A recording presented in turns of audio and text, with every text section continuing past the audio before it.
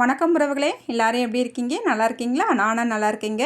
இன்றைக்கி நம்ம பார்க்க போகிறது ஒரு சூப்பரான எல்லாருக்கும் ரொம்ப ரொம்ப பயனுள்ள வீடியோ தாங்க பார்க்க போகிறோம். அது என்னன்னு பார்த்தீங்கன்னா, ரேஷன் கடை கோதுமையை வாங்கி நம்ம ஒரு சிலர் அப்படியேவும் நம்ம மாவு அரைப்போம். அதே கோதுமையில் நம்ம எப்படி கோதுமை ரவா எப்படி ரெடி பண்ணுறதுன்னு தான் பார்க்க போகிறோம். ரொம்ப ஈஸியாக இந்த கோதுமை ரவையை நம்ம ரெடி பண்ணிடலாங்க. அப்படியே கடையில் வாங்கினது போலயே இருக்கும். இந்த கோதுமை ரவையை வச்சு நம்ம இன்றைக்கி ஒரு அருமையான கிச்சடி பண்ணியிருக்கோங்க. ரொம்ப ரொம்ப டேஸ்ட்டாக இருந்துச்சுங்க. இந்த கிச்சடிக்கு எந்த அளவுக்கு தண்ணி ஊற்றணும் அப்படின்னு இந்த வீடியோவில் தெளிவாக சொல்லியிருக்கிறோம். ஸ்கிப் பண்ணாமல் பாருங்கள். சரி வாங்க வீடியோக்குள்ளே போய் இதை எப்படி செய்யலான்னு சட்டுன்னு பார்த்துடலாம்.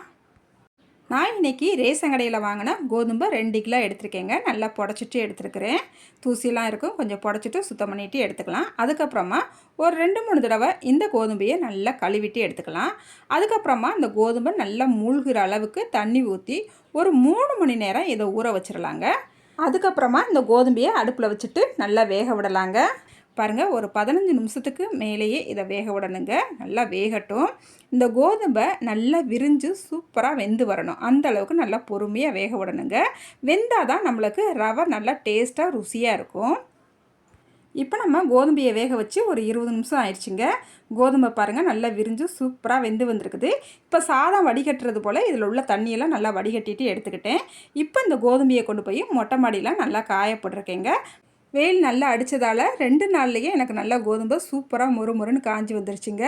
இப்போ இந்த கோதுமையை மொட்டை மாடியில் நம்ம காயப்பட்டதுனால கொஞ்சம் தூசி இருக்கும். அதனால் மறுபடியும் ஒரு தடவை புடச்சிட்டு பாத்திரத்துக்கு மாற்றிட்டு நம்ம ரைஸ் மில்லுக்கு போய் நல்லா ரவையாக அரைச்சி வாங்கிட்டு வந்தாச்சுங்க. இங்கே பாருங்கள், சூப்பராக ரவை நல்லா அரைச்சி கொடுத்துருக்காங்க. இப்போ இந்த ரவையை நம்ம அப்படியே உப்புமா பண்ணிட முடியாது. அப்படி உப்புமா பண்ணோம்னா கொலன்னு இருக்குங்க உப்புமா.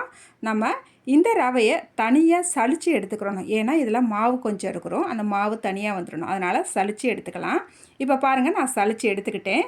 பாருங்கள், நம்மளுக்கு கோதுமை ரவை சூப்பராக நல்லா கடையில் வாங்குறது போலயே ரெடி ஆயிடுச்சுங்க. பாருங்கள், மாவு நம்மளுக்கு தனியாக வந்துருச்சுது. இந்த மாவில் நல்லா வெங்காயம், பச்சை மிளகாய், நல்லா கருவேப்பிலை, மல்லிச்செடியெலாம் போட்டு நல்லா ரொட்டி போல் சுட்டு சாப்பிட்லாங்க. ரொம்ப டேஸ்ட்டாக இருக்கும். இப்போ நான் எல்லா கோதுமை ரவையுமே நல்லா சலித்து எடுத்துக்கிட்டேன். இங்கே பாருங்கள், கோதுமை ரவை சூப்பராக நம்மளுக்கு ரெடி ஆகிடுச்சுங்க. அப்படியே கடையில் வாங்கினது போலயே ரெடியாக இருக்குது. இப்போ நம்ம கிச்சடி பண்ணிக்கலாங்க. இப்போ ஒரு கடாய் அடுப்பில் வச்சுக்கலாங்க. இதில் ஒரு 2 ஸ்பூனுக்கு எண்ணெய் சேர்த்துட்டு கொஞ்சம் கடுகு, உளுந்தம்பருப்பு, கடலைப்பருப்பு சேர்த்துக்கலாம். இது நல்லா பொன்னிறமாக மாறி வரட்டுங்க. அதுக்கப்புறம் ஒரு பெரிய சைஸ் பல்லாரி வெங்காயத்தை நல்லா பொடிசாக கட் பண்ணிவிட்டு இதோட சேர்த்துக்கலாங்க. வெங்காயத்தை ரொம்ப நேரம் வதக்கக்கூடாது. ஒரு 1 செகண்ட் மட்டும் வதக்கிக்கிட்டால் போதும். இது கூடவே 2 பச்சை மிளகாவை சேர்த்துக்கலாங்க. அதுக்கப்புறமா 50 கிராம் பீன்ஸை பொடிசாக கட் பண்ணிவிட்டு சேர்த்துக்கலாம்.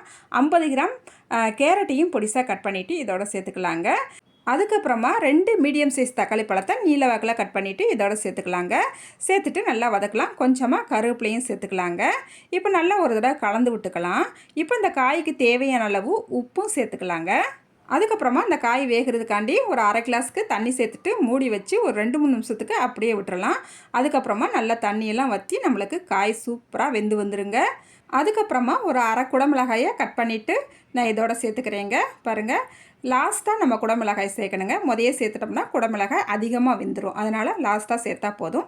அதுக்கப்புறமா இந்த கிளாஸில் தான் நான் 1.5 கிளாஸ்க்கு கோதுமை ரவை எடுத்துருக்கிறேன். அதனால் இதே கிளாஸ்லேயேவும் 4.5 கிளாஸ்க்கு தண்ணி சேர்த்துருக்கேங்க. சேர்த்துட்டு நல்லா கலந்து விட்டுக்கலாம்.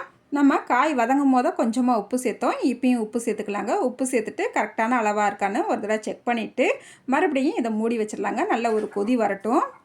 இப்போ பாருங்கள், மூடி வச்சு ஒரு 2 நிமிஷத்துலேயே நல்லா கொதி வர ஆரம்பிச்சிருச்சு. அதுக்கப்புறமா நம்ம இப்போ கோதுமை ரவையை சேர்த்துக்கலாம். கொஞ்சம் கொஞ்சமாக சேர்த்துக்கலாம். ஃபஸ்ட் டைம்லேயும் அப்படியே எல்லா கோதுமையும் சேர்த்துடக்கூடாதுங்க. கட்டிகள் விழுகிறதுக்கு வாய்ப்பு இருக்குது. அதனால் கொஞ்சம் கொஞ்சமாக நம்ம சேர்த்துக்கலாம். சேர்த்துட்டு அதுக்கப்புறமா இது கூடவே ஒரு 1/4 ஸ்பூனுக்கு மஞ்சத்தூள் சேர்த்துக்கலாங்க.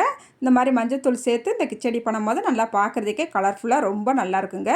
இப்போ மூடி வச்சு ஒரு 5-6 நிமிஷத்துக்கு அப்படியே விட்டுறலாம். நல்லா வேகட்டுங்க. இப்போ பாருங்கள், ஒரு 5-6 நிமிஷம் ஆயிடுச்சுது. இடையில நல்லா கலந்து விட்டுக்கிட்டேன், இல்லைன்னா அடியில் பிடிச்சிருங்க. அதனால் மிஸ் பண்ணாமல் இடையில நல்லா கலந்து விட்டுக்குங்க. மறுபடியும் இதை மூடி வச்சிடலாங்க. மூடி வச்சு ஒரு 4-5 நிமிஷத்துக்கு அப்படியே விட்டுறலாம். இப்போ பாருங்கள், நம்ம ஊற்றின தண்ணியெல்லாம் நல்லா வற்றி இந்த கோதுமை ரவையும் நம்மளுக்கு வெந்து இந்த கோதுமை கிச்சடி நம்மளுக்கு சூப்பராக ரெடி ஆயிடுச்சுங்க. பாருங்கள், உங்களுக்கு பார்க்கும் போதே இந்த கிச்சடி எப்படி வெந்திருக்குன்னு உங்களுக்கு தெரியும். இப்போ இந்த கிச்சடியை நம்ம அடுப்பை ஆஃப் பண்ணிவிட்டு மூடி வச்சிடலாங்க. ஒரு 5 நிமிஷத்துக்கு அப்புறமா இந்த கோதுமை கிச்சடியை நம்ம சாப்பிடும் போது நல்லா பொழு பொழுன்னு செம்ம டேஸ்ட்டாக இருக்குங்க. இப்போ நம்மளுக்கு கோதுமை கிச்சடி செம்மையாக ரெடி ஆயிடுச்சுங்க. இதுக்கு காம்பினேஷனாக நாங்கள் தேங்காய் சட்னியோடு சாப்பிட்டோங்க. ரொம்ப ரொம்ப டேஸ்ட்டாக இருந்துச்சு. இந்த வீடியோ பார்க்கும் உறவுகளே, நீங்களும் நான் எப்படி கோதுமை ரவா ரெடி பண்ணி கோதுமை கிச்சடி பண்ணினோ இதே அளவுகளோட நீங்களும் இந்த கோதுமை கிச்சடியை ஒரு முறை ட்ரை பண்ணி பாருங்கள். ட்ரை பண்ணிவிட்டு எப்படி இருந்துச்சுன்னு மறக்காமல் கமெண்ட்டில் சொல்லுங்கள். இந்த வீடியோக்கு லைக் பண்ணிவிடுங்க. அடுத்த ஒரு வீடியோவில் பார்க்கலாங்க. பாய்.